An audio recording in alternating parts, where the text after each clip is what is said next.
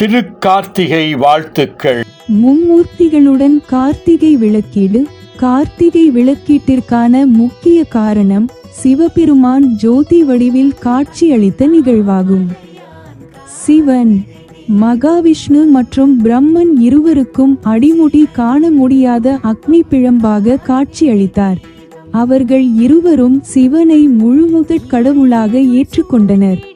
அந்த ஜோதியை அனைவருக்கும் காணும்படி காட்டியருள வேண்டும் என்று இருவரும் விண்ணப்பித்தபோது சிவபெருமான் திருக்கார்த்திகை நாளன்று ஜோதி வடிவாக காட்சியளித்தார்.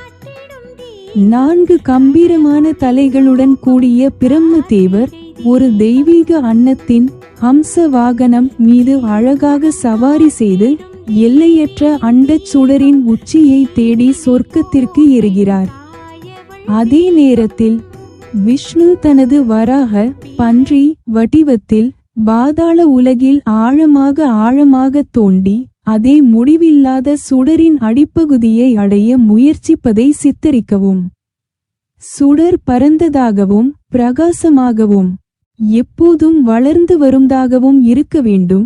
இது எல்லையற்ற தெய்வீகத்தை குறிக்கிறது.